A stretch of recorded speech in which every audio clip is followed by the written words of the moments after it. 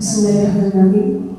Assalamualaikum warahmatullahi wabarakatuh. Waalaikumsalam warahmatullahi wabarakatuh. Bapak Ibu guru yang kami hormati, pada kesempatan siang hari ini saya akan menyampaikan diseminasi budaya positif terkait dengan tugas dari calon guru penggerak. Pada kesempatan siang hari ini, sebelumnya marilah kita terlebih dahulu memanjatkan puji syukur kehadirat Allah Subhanahu wa taala atas limpahan rahmat, nikmat iman, nikmat Islam serta nikmat sehat sehingga kita dapat berkumpul di ruangan ini dalam keadaan sehat walafiat tanpa hambatan. Kedua kalinya salawat beriringan salam semoga tetap terlimpahkan kepada junjungan kita Nabi Agung Muhammad Sallallahu Alaihi Wasallam. Mudah-mudahan kita semua yang ada di sini suatu saat di yaumul qiyamah mendapatkan syafaatnya. Amin amin ya rabbal alamin. Bapak Ibu yang kami hormati, perkenalkanlah terlebih dahulu kami CGP Angkatan 11.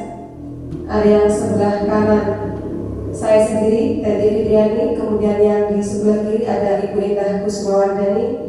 Kami merupakan calon guru penggerak Angkatan 11. Berikut adalah aksi nyata diseminasi budaya positif. Lanjut. Berikut profil dari SD Koko, ada Bapak Ibu guru di sini. Dengan melaksanakan budaya positif di sekolah untuk mewujudkan lingkungan aman dan nyaman bagi murid. Konsep inti dari budaya positif itu sendiri adalah yang pertama ada perubahan paradigma belajar, yang kedua disiplin positif, yang ketiga motivasi perilaku manusia, yang keempat kebutuhan dasar manusia, kelima posisi kontrol restitusi, yang keenam keyakinan kelas, dan terakhir segitiga restitusi. Setuju atau tidak setuju? Yang pertama, hukuman dapat mendisiplinkan anak. Bagaimana Bapak Ibu? Setuju? Setuju. Yang kedua, pemberian hukuman dengan hal positif seperti membaca atau membersihkan halaman sekolah dapat meningkatkan disiplin anak. Setuju? Setuju. Tiga, memberi penghargaan dapat meningkatkan motivasi belajar anak. Setuju atau tidak setuju? Setuju.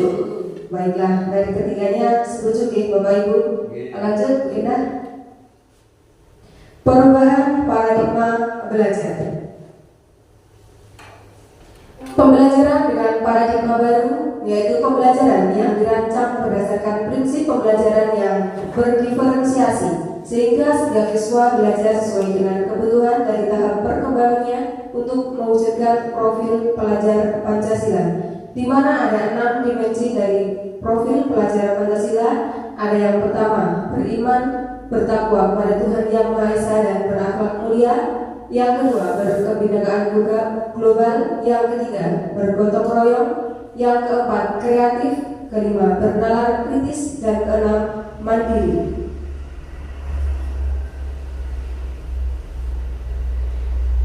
Pelajar Pancasila bertakwa, beriman dan bertakwa sudah ya. Lanjut ke perubahan paradigma. Bapak Ibu, di sini ada suatu kegiatan, mungkin berpasangan dengan di sebelah kanan kirinya. Kegiatan kepala tangan. Ada yang orang pertama mengepalkan tangan dengan menggenggam secari kertas. Bisa dengan tisu mungkin beda.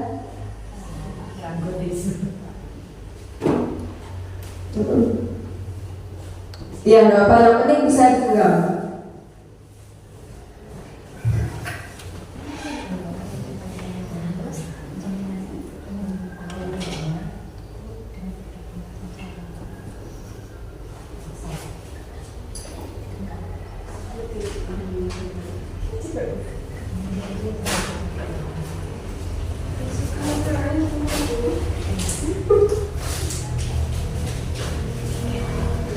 Disobek kecil kemudian digenggam digenggam di sebelah tangan, bisa tangan kanan atau tangan kiri, terserah. Itu untuk orang yang pertama karena berpasangan. Kemudian untuk orang yang kedua akan membuka genggaman tangan orang yang pertama. Jadi Bu Marsini berpasangan dengan Bu Iva yang memegang Bu Marsini, kemudian Bu Iva mencoba untuk melepaskan genggaman tangannya Bu Marsini. Ya, mencoba untuk melepaskan. Oke, iya. Dari kegiatan untuk orang yang pertama, ketika Anda memegang sebuah kertas, kemudian berusaha untuk dibuka oleh orang yang kedua, bagaimana, apa yang akan terjadi? Apakah Anda akan merelakan genggaman tangannya juga dengan mudah, atau mungkin berusaha sekuat tenaga untuk mempertahankan apa yang kita genggam? Dipertahankan. Oke. Ya, jadi seperti itu loh, ketika kita mempunyai sebuah impian, kita mencoba untuk mempertahankan, kita mencoba untuk mengupayakan supaya apa yang kita genggam tetap berada dalam kepalan tangan sehingga suatu saat bisa kita raih. Dan begitu juga dengan orang kedua. Orang kedua berusaha untuk membuka, untuk berusaha agar saja mengacaukan. Ada pengacau di sini. Jadi untuk berusaha untuk ibaratnya bagaimana supaya kita bisa membuka apa yang, atau mengacau, bisa dianggap seperti ya kata mengacau untuk apa yang kita genggam tadi. Jadi upayakan untuk yang menggenggam kertas jangan sampai apa yang akan kita capai itu bisa dikacau oleh orang lain dengan mudah. Kita upayakan semaksimal mungkin. Itu dari perubahan paradigma tentang kegiatan kepala tangan. Kemudian selanjutnya perubahan paradigma teori kontrol atau teori pilihan, ilusi kontrol. Yang pertama, ilusi guru mengontrol murid. Yang kedua, ilusi bahwa kritik dan membuat orang merasa bersalah dapat menguatkan karakter. Ilusi bahwa semua perbuatan positif, efektif, dan bermanfaat. Ilusi bahwa orang dewasa memiliki hak untuk memaksa. Nah, perubahan paradigma stimulus respon, teori kontrol atau teori pilihan. Siapa sesungguhnya yang memiliki kontrol? Nah, di sini ada dua kolom. Yang pertama stimulus respon, yang kedua teori kontrol atau pilihan. Kita mencoba mengubah orang agar berpandangan sama dengan kita. Kemudian teori kontrolnya, kita berusaha memahami pandangan orang lain tentang dunia. Stimulus respon, perilaku buruk dilihat sebagai suatu kesalahan. Sedangkan teori kontrolnya, semua perilaku memiliki tujuan. Stimulus respon, orang lain bisa mengontrol saya, sedangkan teori kontrolnya, hanya Anda yang bisa mengontrol diri Anda. Stimulus respon, saya bisa mengontrol orang lain, sedangkan teori kontrol, Anda tidak bisa mengontrol orang lain. Stimulus respon, pemaksaan ada pada saat rujukan gagal, sedangkan teori kontrol, kolaborasi dan konsensus menciptakan pilihan-pilihan baru. Stimulus respon, model berpikir menang atau kalah, teori kontrol, model berpikir menang-menang. Disiplin positif. Teori kontrol atau teori pilihan berdasarkan Dr. William Glasser. Yang pertama, Anda tidak bisa mengontrol orang lain, hanya Anda yang bisa mengontrol diri Anda.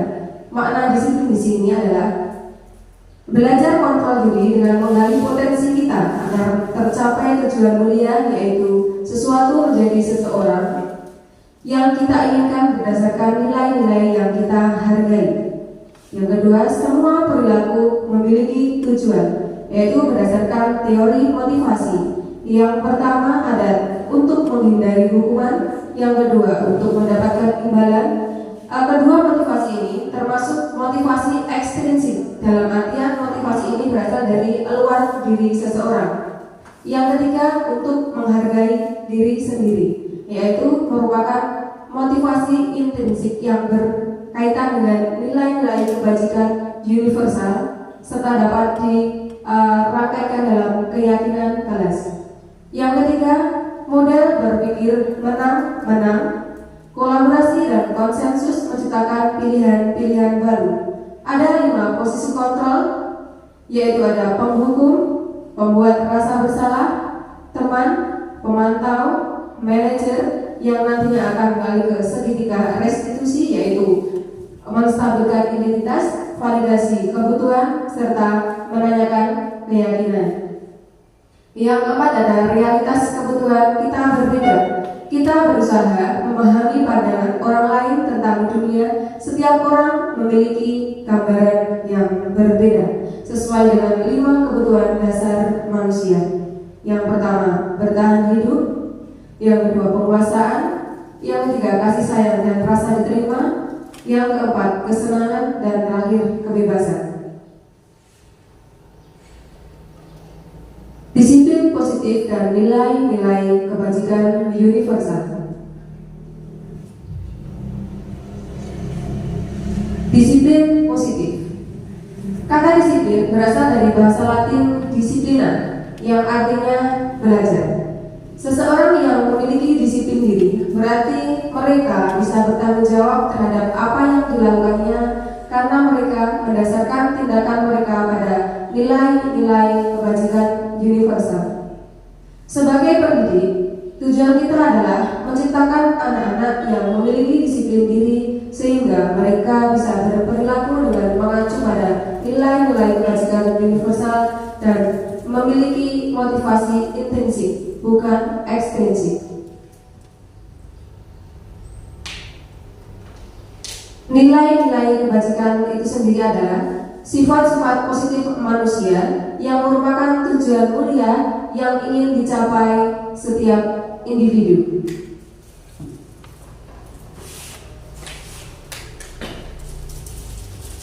Nilai yang diyakini dan disepakati bersama bersifat universal dan lintas bahasa, suku bangsa, agama maupun latar belakang.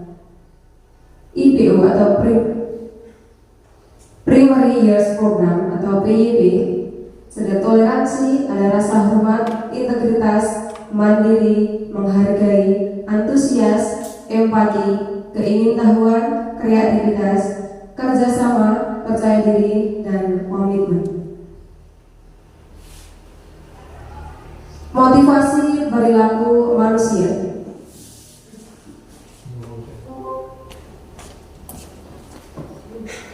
Ya, untuk materi selanjutnya akan disampaikan oleh Ibu Indah Kusumawardani. Kepada Ibu Indah, kami persilakan. Baik, kita lanjutkan materinya yaitu terkait motivasi perilaku manusia, Bapak Ibu.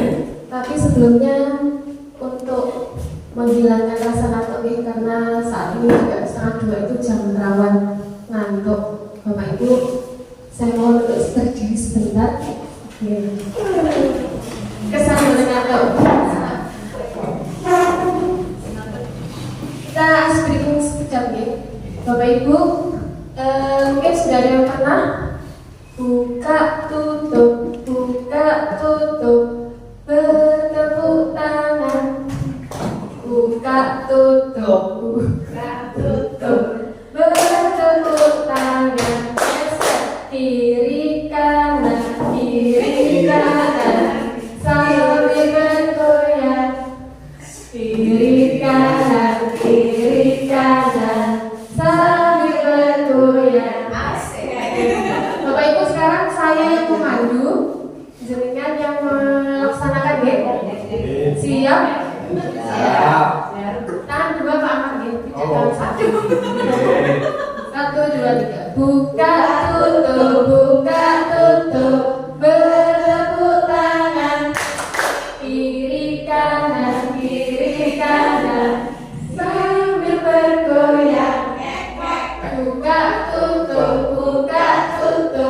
sambil bergoyang, kiri kanan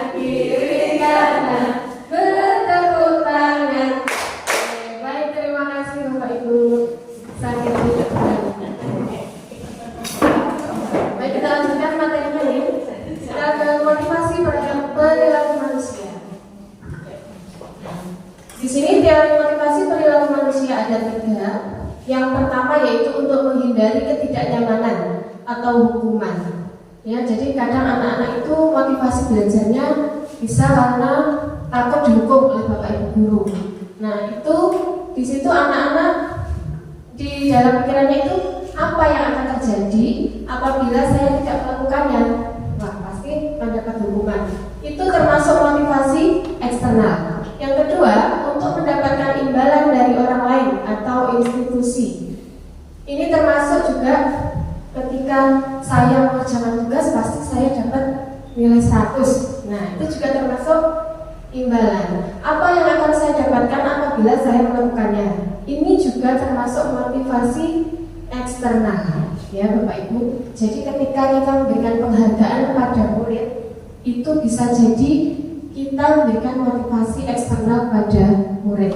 Nah, bagaimana kira-kira yang tepat? Motivasi yang tepat yaitu untuk menghargai diri sendiri. Saya akan menjadi orang seperti apa jika saya melakukannya? Ini termasuk motivasi internal yang ditujukan agar anak atau murid itu memiliki motivasi dari dalam diri, sehingga motivasi itu lebih bertahan lama. Seperti itu. Lanjut. Nih, menurut Ki Hajar Dewantara bahwa merdeka artinya adalah tidak hanya terlepas dari perintah, akan tetapi juga cakap untuk memerintahkan diri sendiri. Seperti itu. Lanjut. Dihukum oleh penghargaan. Ini Bapak Ibu. Jadi selama ini mungkin kita menganggap bahwa penghargaan itu sesuatu yang bisa memotivasi anak. Namun bagaimanakah hasilnya, pengaruhnya? Yang pertama, bahwa jika anak itu selalu diberikan penghargaan, maka pengaruh jangka pendek dan jangka panjangnya penghargaan itu dapat menjadi penghukum bagi anak. Ya, penghargaan mengurangi ketepatan. Penghargaan itu tidak efektif. Penghargaan merusak hubungan. Penghargaan menurunkan kualitas. Penghargaan mematikan kreativitas, dan penghargaan mengurangi motivasi intrinsik dari dalam diri anak. Selanjutnya, bentuk program kebajikan atau apresiasi. Dalam memberikan apresiasi atau pengakuan, perlu diingat beberapa hal, yaitu bahwa yang pertama, beri pengakuan secara khusus, beri pengakuan secara pribadi, beri pengakuan pada semua murid, bisa bergantian. Beri pengakuan secara konsisten dan fokus pada proses, bukan pada hasilnya saja. Lanjut. Contoh pengakuan atau apresiasi kebajikan. Di kalimat pembukanya, kemarin saya perhatikan itu ya, terus nilai kebajikannya yang ingin ditanamkan yaitu rasa empatimu besar sekali. Situasinya pada saat menolong murid baru di kelas kita. Itu contohnya. Saya menghargai kepedulianmu pada saat kamu membantu teman-temanmu di tugas kelompok. Lalu juga ada terima kasih untuk rasa tanggung jawabmu pada saat kamu memungut kertas-kertas yang berserakan di lantai.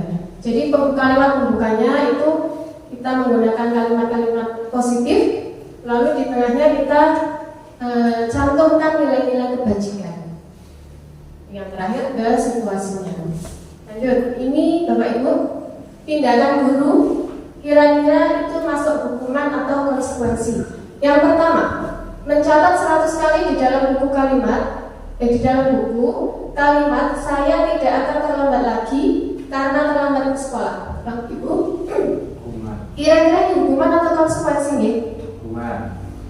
Hukuman. Kita lihat nanti jawabannya. Kita simpan dulu. Pak Ahmad jawab hukuman. Kira-kira benar tidak? Yang kedua, lari mengelilingi lapangan basket 2 kali karena terlambat hadir di sekolah. Hukuman. Murid diminta untuk push up 15 kali karena tidak menggunakan masker ke sekolah. Hukuman. Menggantikan kertas tugas teman yang telah dicoret-coret. Konsekuensi. Membersihkan tumpahan air di meja tulis karena tersenggol pada saat belajar. Konsekuensi. Murid disuruh untuk mengenakan sepatu seharian di sekolah karena tidak mengenakan sepatu hitam. Hukuman. Lari mengelilingi lapangan basket 2 kali karena terlambat 10 menit untuk pelajaran PJOK. Hukuman apa konsekuensi? Hukuman. Hukuman. Kita lihat jawabannya. Silakan Bu Teti. Ya, itu. Jadi Saya betul tadi. yang bagian seratnya, oh ya, betul dapat serat terus. Hadiahnya diambil sendiri di dompetnya masing-masing. Ya, lanjut. Perbedaan hukuman dan konsekuensi, Bapak Ibu. Jadi, hukuman itu sesuatu yang menyakitkan dan harus terjadi. Kalau konsekuensi sesuatu harus terjadi. Membuat anak sakit atau fisik maupun hati, fisik maupun mental dalam jangka waktu yang lama, itu hukuman. Kalau konsekuensi membuat anak merasa tidak nyaman dalam jangka waktu yang pendek. Anak membenci kedisiplinan. Kalau konsekuensi anak menghargai kedisiplinan. Hukuman bersifat paksaan, kalau konsekuensi bersifat stimulus tanggapan. Untuk hukuman mendorong anak menyakiti diri sendiri, konsekuensi mendorong anak agar mudah menyesuaikan diri. Hukuman konsep diri yang buruk, kalau konsekuensi konsep diri yang baik. Anak belajar untuk menyembunyikan kesalahan, itu kalau hukuman. Kalau konsekuensi anak belajar untuk mematuhi peraturan.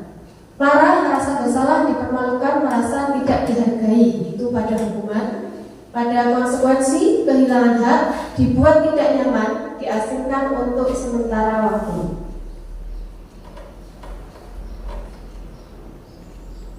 Tindakan terhadap suatu pelanggaran pada umumnya berbentuk hukuman atau konsekuensi.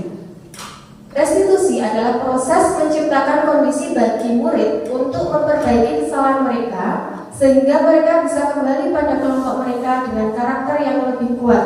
Itu pendapat dari Guzan tahun 2024. Restitusi juga, ya maaf, 2004. Restitusi juga merupakan proses kolaboratif yang mengajarkan murid untuk mencari solusi terhadap masalah mereka dan membantu murid berpikir tentang orang seperti apa yang mereka inginkan dan bagaimana mereka harus memperlakukan orang lain menurut Kelsen 1996.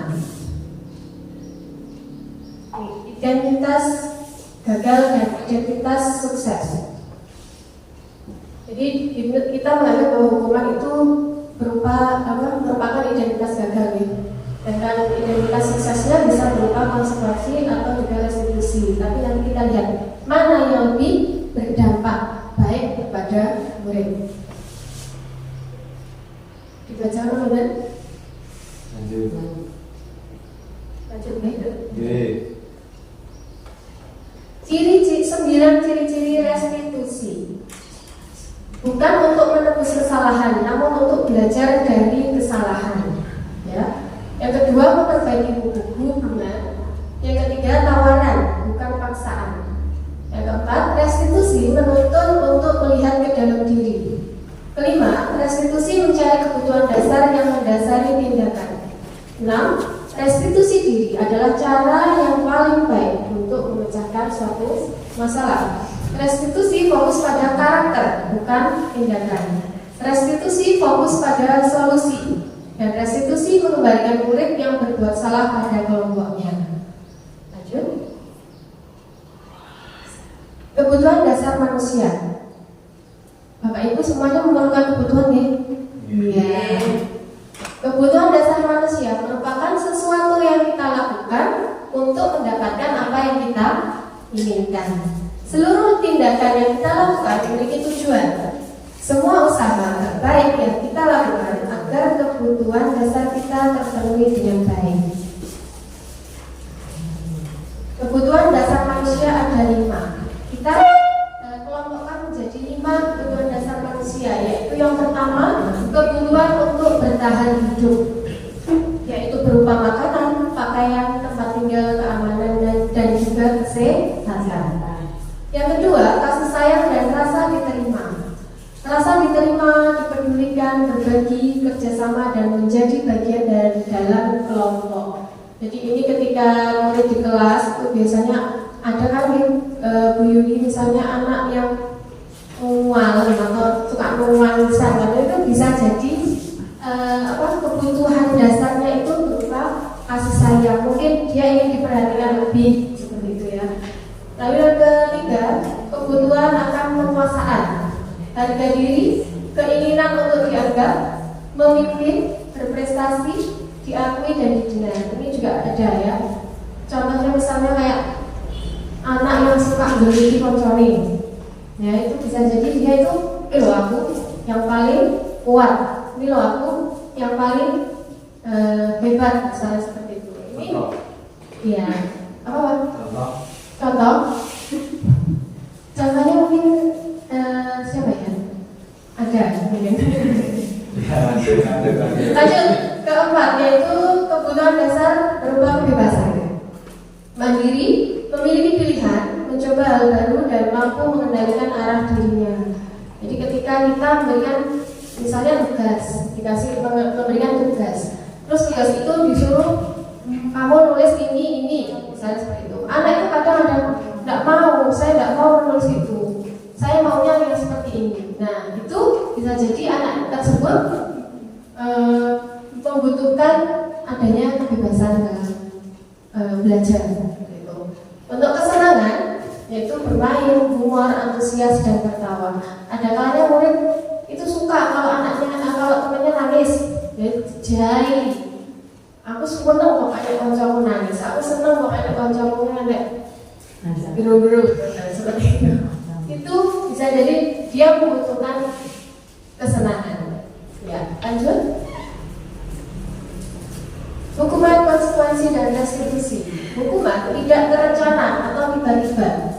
Murid tidak tahu apa yang akan terjadi. Bersifat satu arah dan berupa hukuman fisik atau psikis. Konsekuensi itu bisa terencana dan disepakati sesuai peraturan. Murid tetap dibuat tidak nyaman. Sikap guru selalu memonitor murid. Untuk restitusi, proses menciptakan kondisi bagi murid untuk memperbaiki kesalahan. Proses kolaboratif yang mengajarkan murid untuk mencari solusi sendiri dengan kita memancingnya memberikan pertanyaan-pertanyaan. Nanti dijelaskan lebih lanjut di bab restitusi. Lanjut. Ya, posisi kontrol dan restitusi ini akan dilanjutkan oleh Ibu Teti.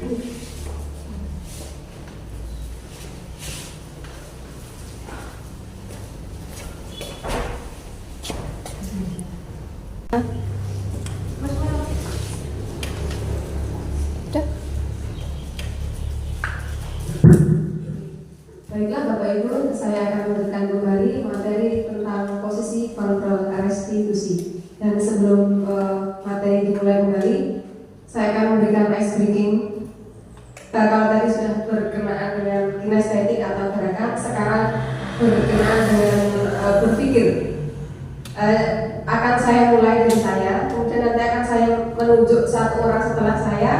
Atau namanya begini, saya nanti akan menyebutkan satu kalimat. Kemudian di kata terakhir nanti akan dibuat sebuah kalimat, dibuat menjadi awal dari kalimat yang akan dilakukan oleh orang kedua. Contoh ini contoh ya. Untuk kalimat yang pertama misalnya saya belajar di sekolah. Kemudian saya menunjuk orang kedua si B.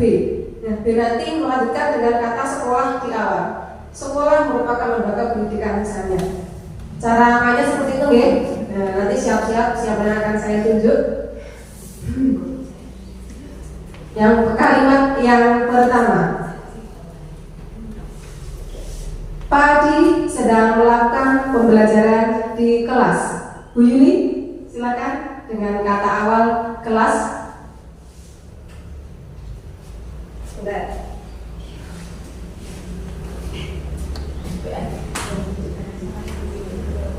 Sekaligus nanti menunjuk untuk orang ketiga, Bu Yuli. Kelas 1 merupakan awal pada pendidikan dasar di SD. Iya, kata SD. Siapa yang ditunjuk sama Bu Yuli? Bu Yuli Di Riva. Oh, Riva. Ya, silakan Riva. Kata SD sebagai awal dari kalimat. SD Negeri Pogo adalah lembaga yang terlibat menurut saya di Pogo ini. Ini. Berarti kata ini. Siapa yang ditunjuk? Riva. Menurut Ya. Silakan Mundur. ini bukunya Bu. Kata ini.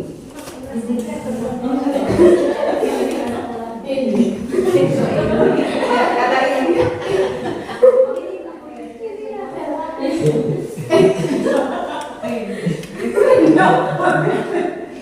Ini adalah ini adalah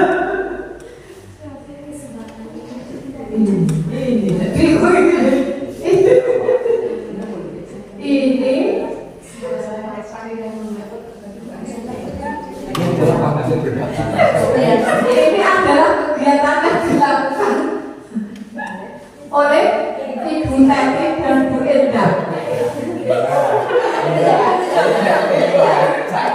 Baiklah, kata Endah. Mau ke sini.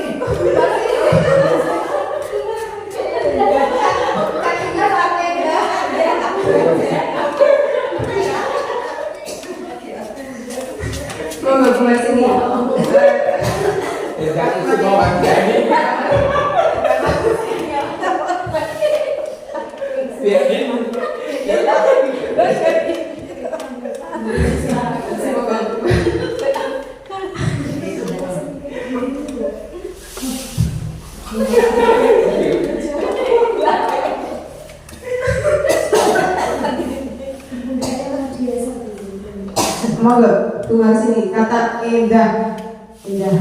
Endah itu salah satu guru pembina dari SD Pogo yang luar biasa. Iya, kata biasa. Silakan, siapa yang ditunjuk ke sini? Pak Ahmad. Baik, Pak Ahmad. Silakan Pak Ahmad melanjutkan kalimat dengan kata biasa di awal.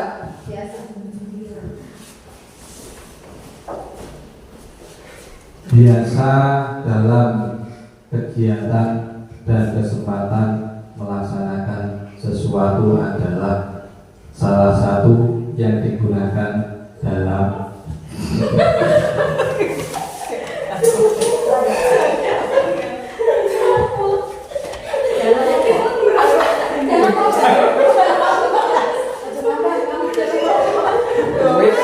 hal-hal yang baik.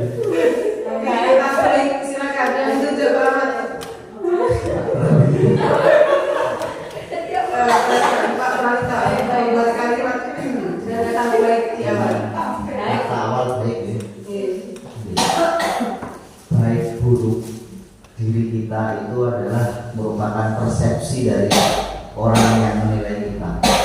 Jadi itu tidak usah menjadi objek sebagai dasar untuk kita melangkah ke depan, karena memang kita itu tidak bisa membuat orang itu, semua orang itu senang.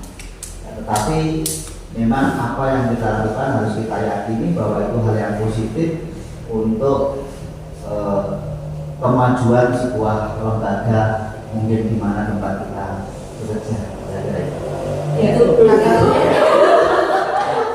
bekerja. Ya, kata terakhir bekerja ini kalimatnya Pak Prabowo sangat keluar. Ya, terakhir begitu. Nanti Pak Prabowo masih ada. Bekerja atau itu Pak Prabowo bekerja?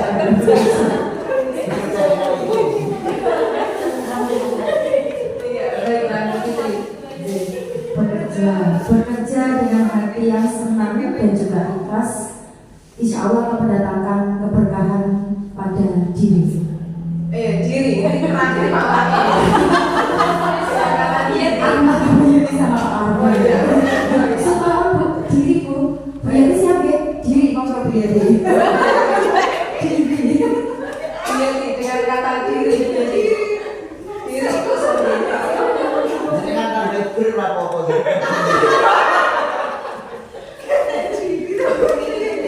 Kenapa disebut diri Bu? Diri itu sendiri. Aku sampai kondisi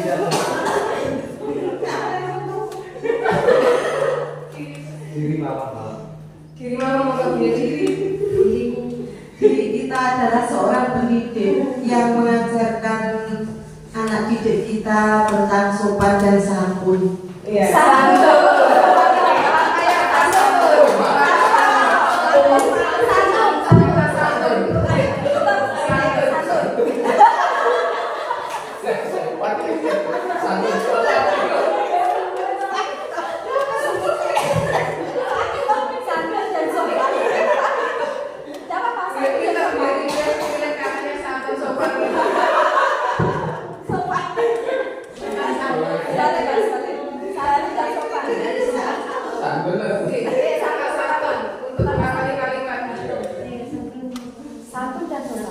santun dan sopan.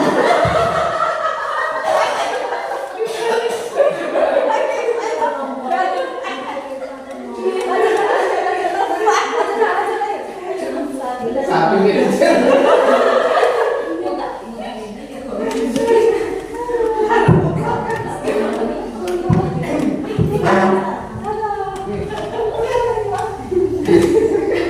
Salah satu orang.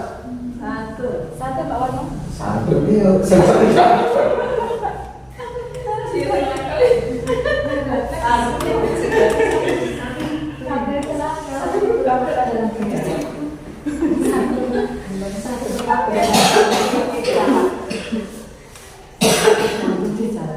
Kesantunan itu merupakan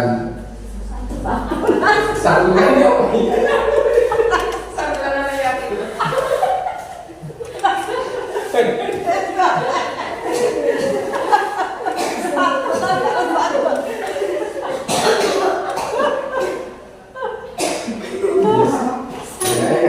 santun.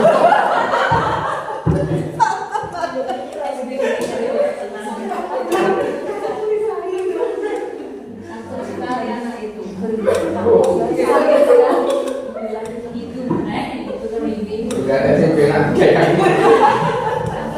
Santun. Santun sekali. Santun merupakan kayak Santun. Sikap santun.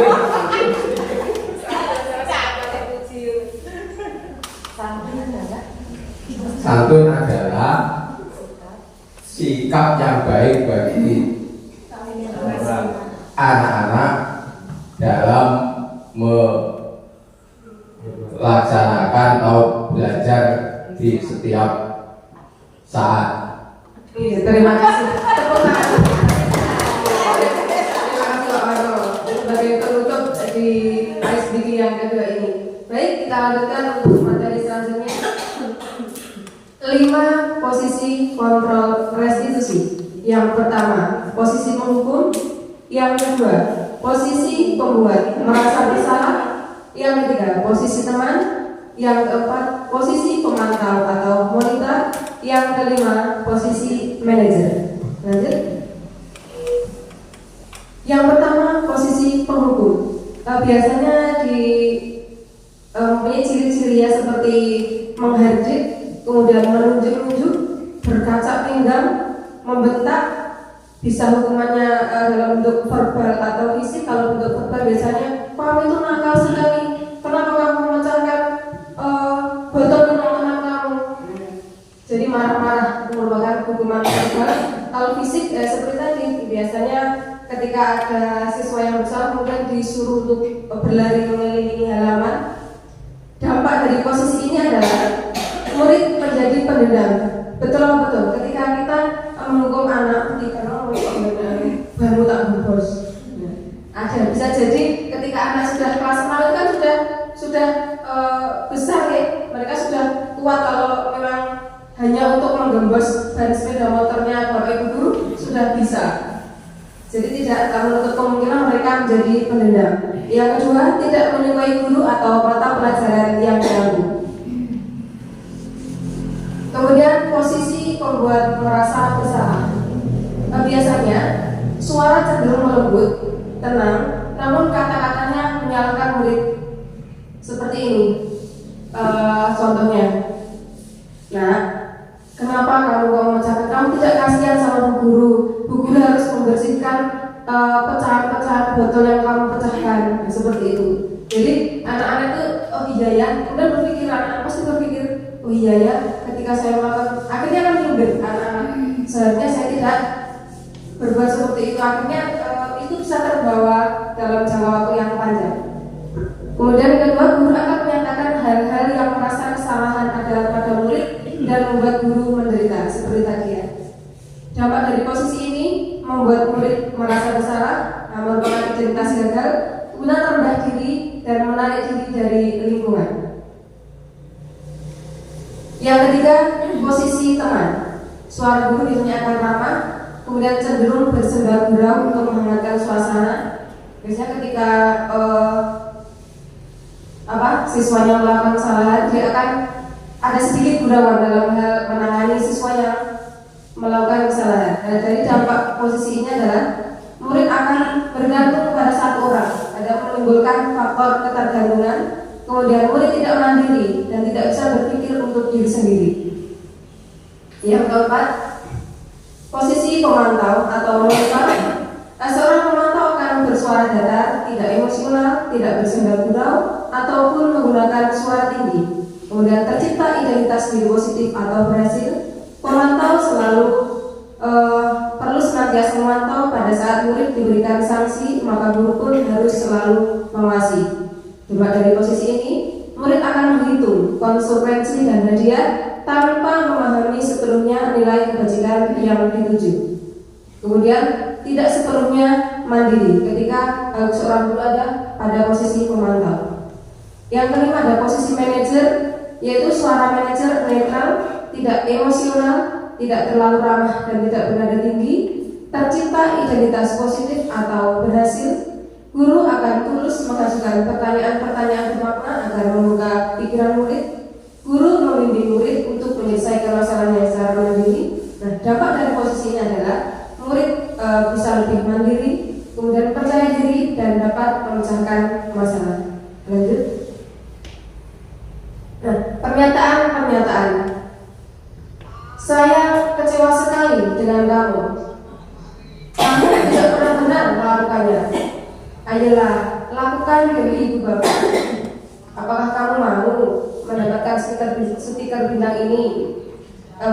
Bagaimana kamu bisa menyelesaikan masalah ini? Kemudian terakhir, kamu selalu yang paling terakhir ini berkaitan dengan 5 posisi kontrol tadi. Jadi nanti saya kecewa sekali dengan kamu. Ini kira-kira termasuk posisi kontrol yang mana? Apakah yang pertama yaitu hukuman? Atau yang kedua membuat rasa bersalah? Kira-kira ada di posisi yang mana ini, Bapak Ibu? Membuat rasa bersalah. Kemudian yang kedua, kamu tidak pernah benar melakukannya. Kira-kira di posisi mana ini? Pemantau atau membuat rasa bersalah, atau hukuman, atau teman, atau manajer? Membuat rasa bersalah. Ayolah, lakukan demi ibu bapak. Mengontrol. Posisi kontrol yang mana? Apakah teman atau pemantau? Pemantau. Apakah kamu mau mendapatkan stiker bintang ini? Kira-kira teman, manajer, atau pemantau? Teman. Terus yang selanjutnya, bagaimana kamu bisa menyelesaikan masalah ini? Manajer. Kamu selalu yang paling terakhir. Membuat rasa bersalah. Lanjut. Apakah ada jawabannya? Nah, di sini ada kuncinya. Yang pertama, saya kecewa sekali dengan kamu, ya, membuat rasa bersalah betul. Kamu tidak pernah benar melakukannya. Oh, ternyata menghukum itu. Ayolah, lakukan demi ibu bapak. Oh, itu posisi teman. Apakah kamu mau dapat stiker? Oh, itu pemantau. Bagaimana kamu bisa manajer? Kalau selalu yang paling terakhir penghukum. Dari kalimat-kalimat tersebut dapat kita bedakan ya, bagaimana kalimat yang disampaikan melalui posisi 5 posisi kontrol. Dan yang paling baik adalah posisi kontrol apa, Bapak Ibu? Manajer. Jadi kita bisa menganak dengan baik ketika pada posisi manajer. Kita tidak menyalahkan, namun juga tidak begitu membenarkan ketika anak melakukan sebuah kesalahan. Kita berikan motivasi positif, kita arahkan anak untuk berusaha menyelesaikan masalah yang telah mereka buat, dalam artian bertanggung jawab. Selanjutnya, keyakinan kelas. Mengapa tidak peraturan saja? Mengapa harus keyakinan kelas? Bapak Ibu kira-kira ada yang tahu perbedaan antara peraturan dan keyakinan kelas? Di mana letak perbedaannya? Monggo. Monggo Fitri. Mikrofonnya.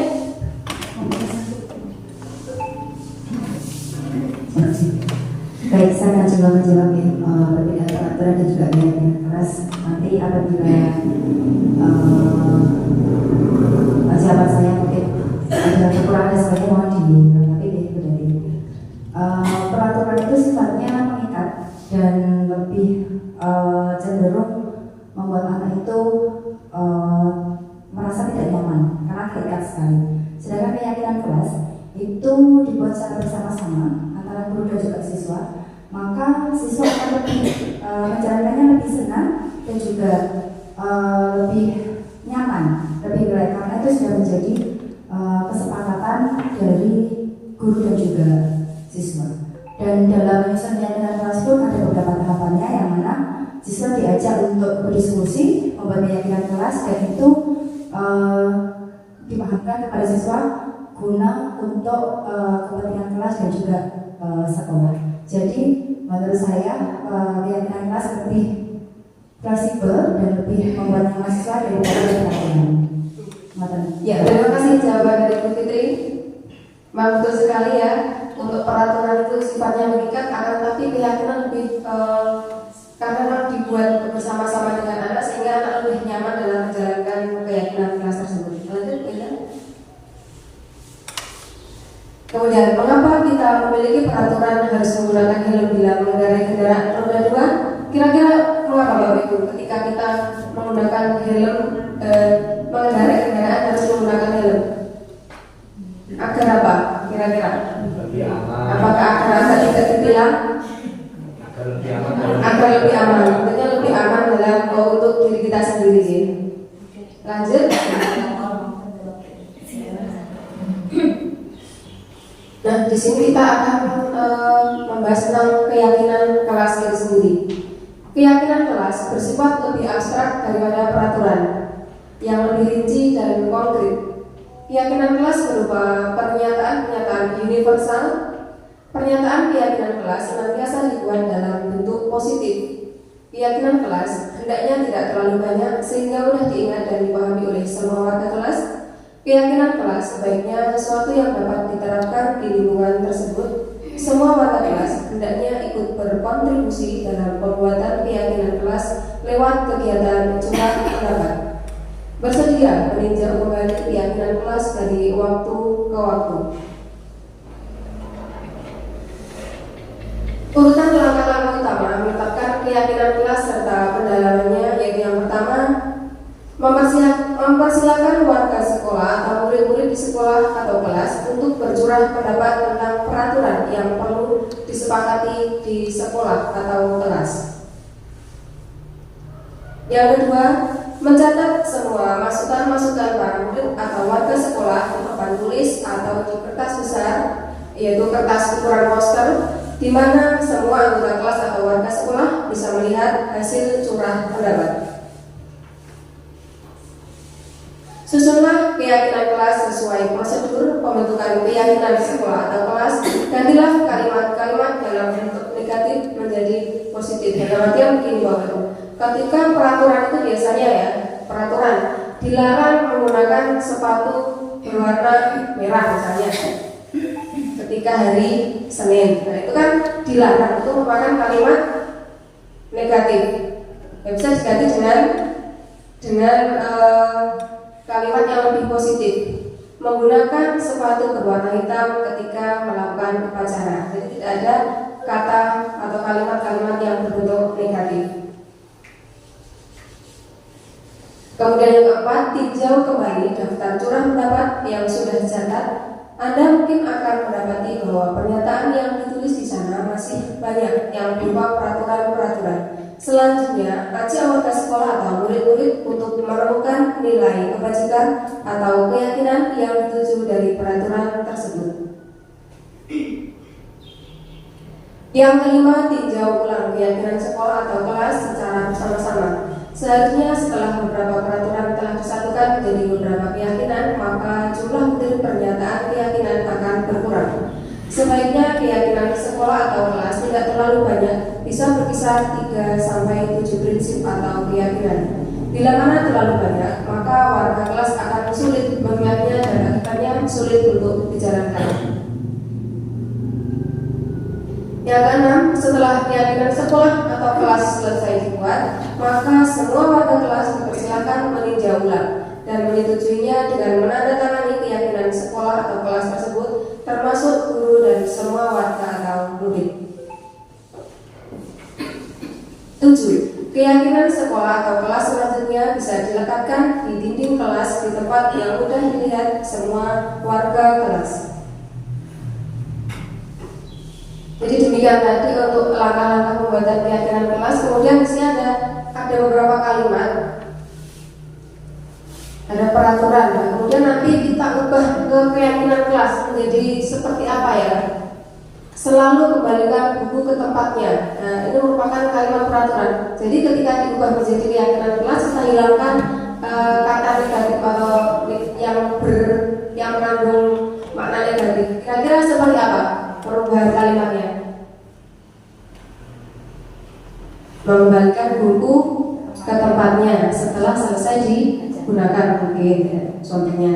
Kemudian dilarang mengganggu orang lain. Ini ada mengandung unsur negatif ya, dilarang.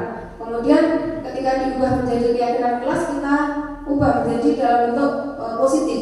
Kira-kira dapat berubah seperti apa kalimatnya?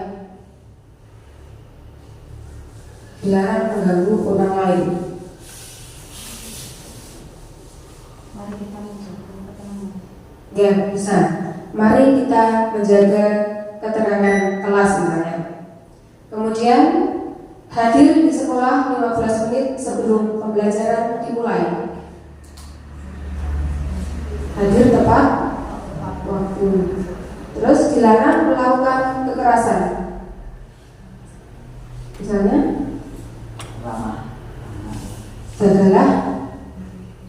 jagalah keramahan mungkin. Dilarang menggunakan narkoba.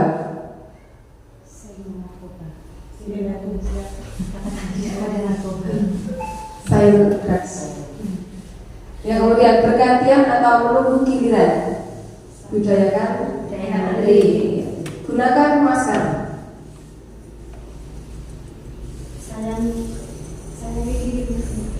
Sayangi diri dengan memakai masker. Ya. Jangan berlari di kelas atau koridor. Berjalanlah dengan tertib di koridor. Silakan Linda, kita buka jawabannya.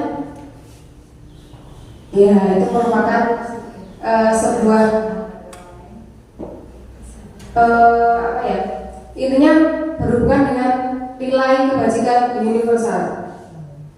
Jadi ketika selalu kembalikan buku tempatnya, itu berhubungan dengan tanggung jawab. Itu nanti dalam keyakinan kelas kita kan harus mencantumkan atau mengandung nilai-nilai dari kebijakan universal. Ternyata selalu kembalikan buku tempatnya itu merupakan tanggung jawab. Dilarang mengganggu orang lain, menghormati orang lain. Hadir di sekolah termasuk menghormati orang lain. Dilarang melakukan kekerasan. Iya, melakukan hubungan kesehatan, menghormati orang lain. Ya, ternyata sekian jawabannya. Lanjut Bu Indah. Kemudian segitiga restitusi. Ya, materi akan dilanjutkan oleh Bu Indah Kusmahani.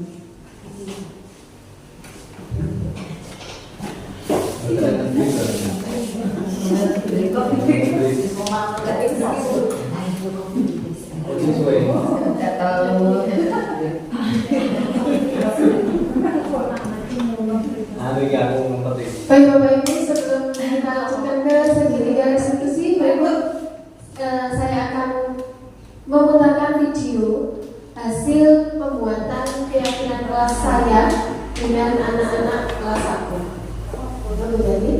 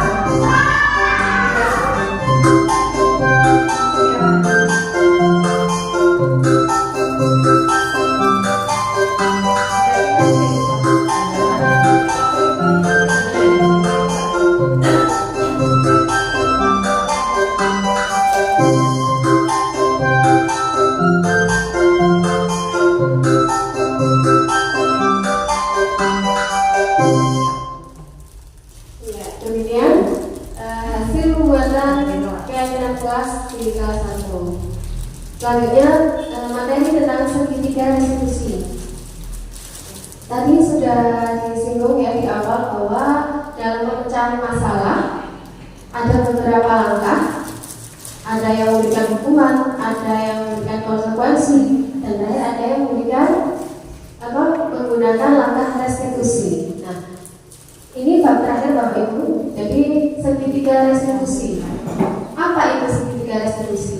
Jadi segitiga restitusi adalah suatu proses dialog yang dijalankan oleh guru ataupun orang tua agar dapat menghasilkan murid yang mandiri.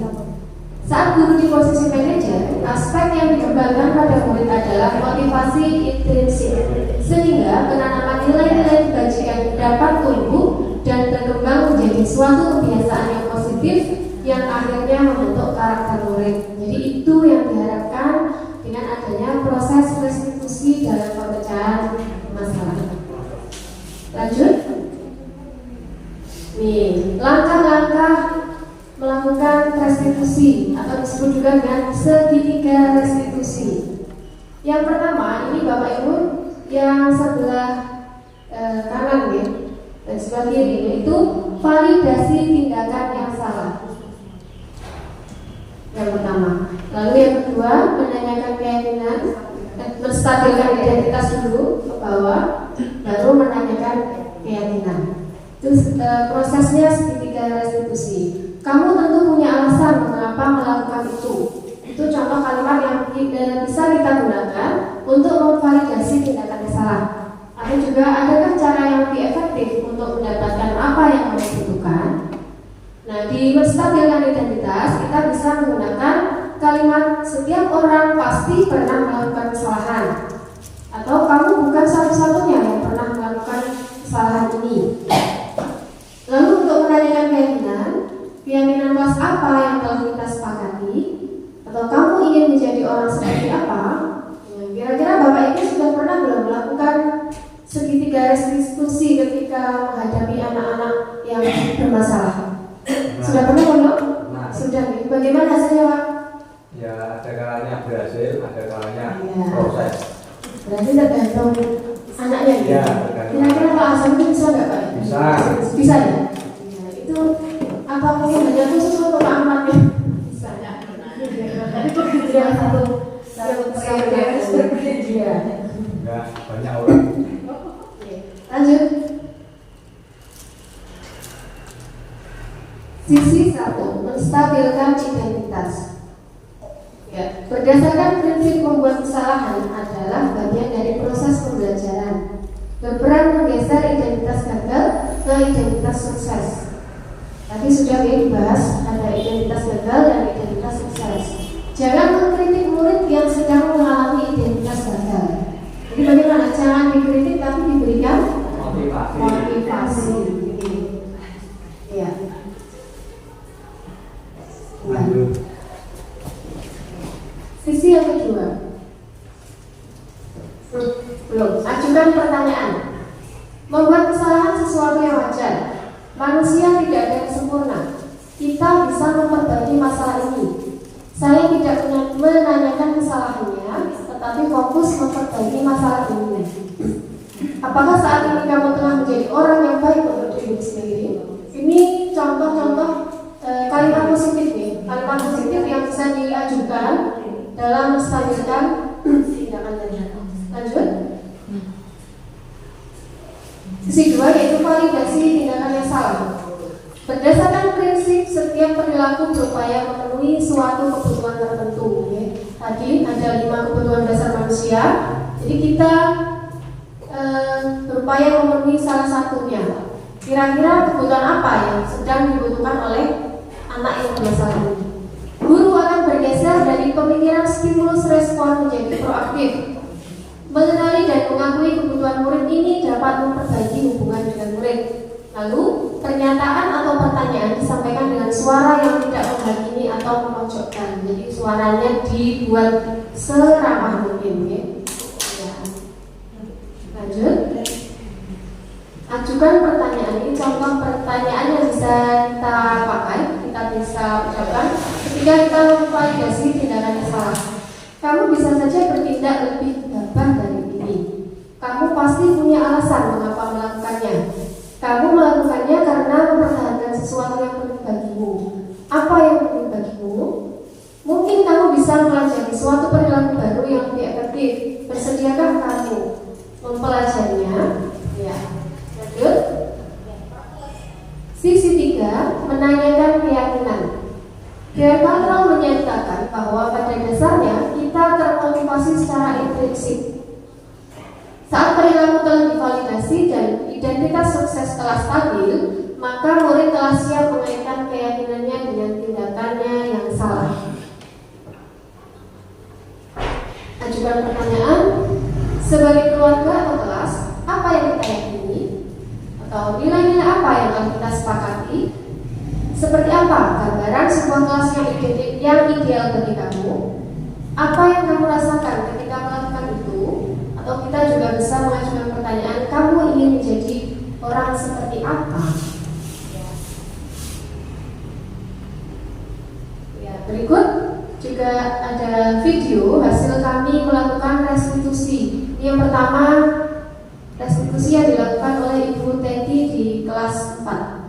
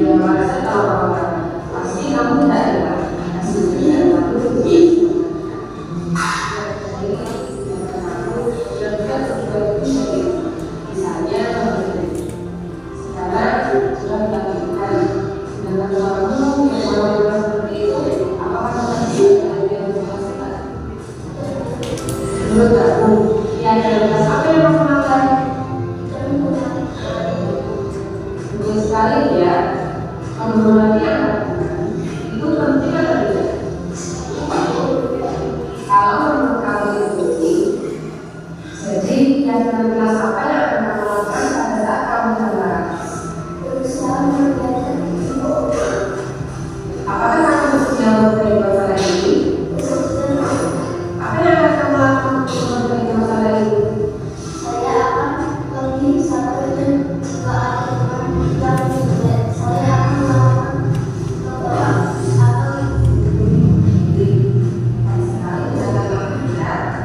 Terima kasih sudah berusaha memperbaiki masalah kamu yang berat.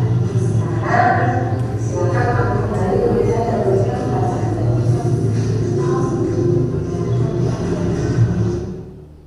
Ya, demikian videonya berarti ya tentang segitiga pelaksanaan segitiga restitusi di kelas 4. Kita lanjutkan.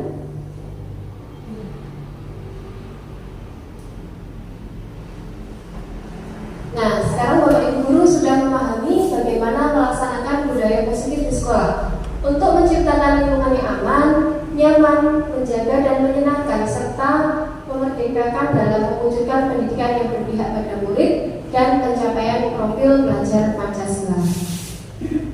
Lanjut. Bapak Ibu Guru, buatlah keyakinan kelas pada kelas masing-masing dan nanti secara berkelanjutan mari kita melakukan evaluasi dan refleksi penerapan budaya positif di sekolah kita. Ya, ini ternyata sudah materinya sudah terakhir ya. Terima kasih.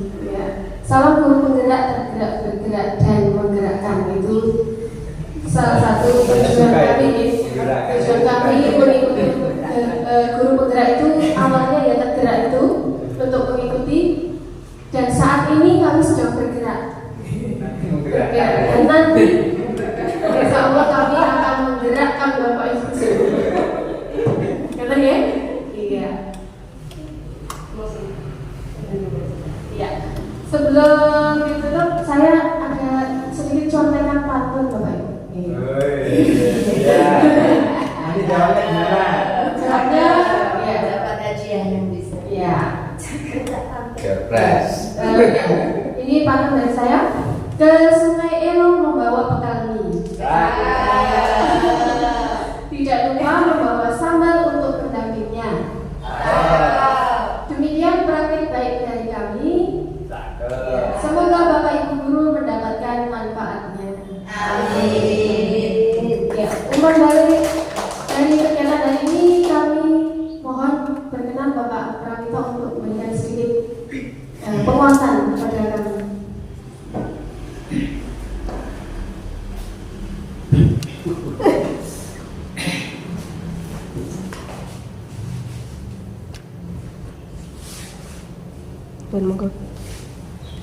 Terima kasih Bu Indah dan Bu Devi telah melakukan kegiatan aksi nyata terkait dengan budaya positif guru penggerak yang kami berdua merupakan guru penggerak angkatan 11 di Kabupaten Pacitan ini.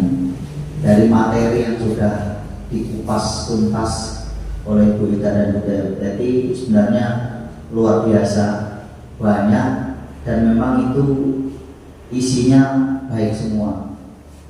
Namun kita memang harus membuat skala prioritas mana-mana yang harus segera kita aplikasikan dalam lembaga. Kita dalam mungkin secepat mungkin bisa segera diterapkan, atau mungkin perlu waktu, atau mungkin perlu waktu yang agak lama.